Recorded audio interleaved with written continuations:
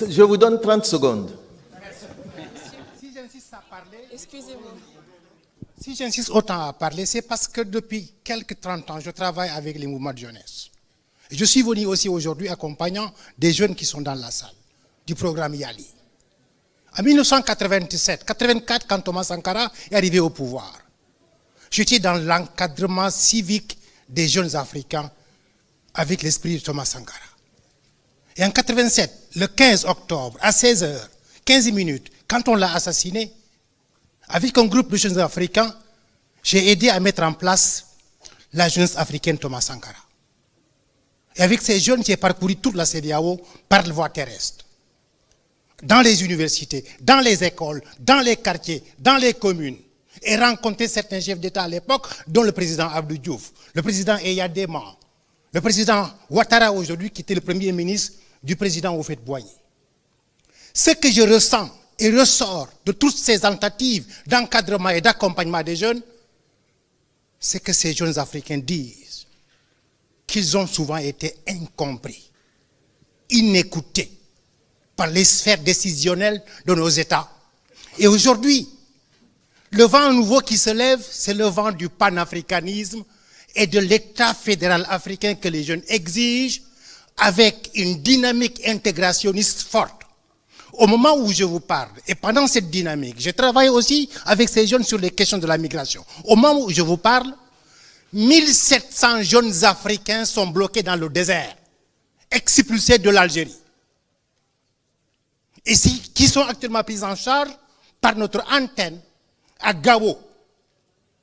27 jeunes Africains provenant du Niger et de la Gambie sont actuellement expulsés de la Mauritanie et sont aussi à Gao par notre antenne, pris en charge par notre antenne, et demandent à être rapatriés dans leur pays.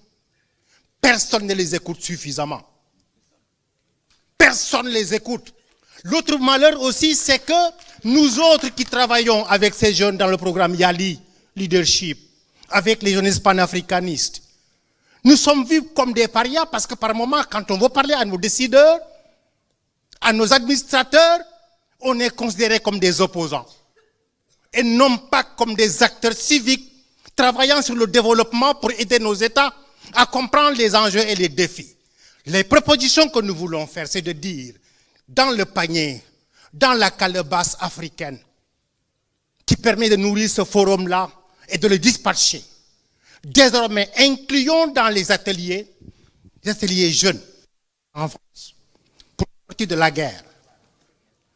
Permettons aussi à ceux qui travaillent dans le tissu associatif, les ONG, les volontaires civiques, de démultiplier les travaux de ce forum dans les universités, dans les écoles, dans les quartiers, dans les villes et en campagne.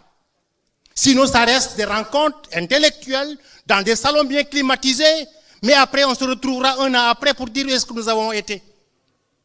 Et la dernière proposition, c'est de dire, Madame, si il est vrai, comme le disait à la fois Thomas Sankara et Mandela, que seule l'éducation nous libère, revoyons le curricula de nos universités et nos écoles.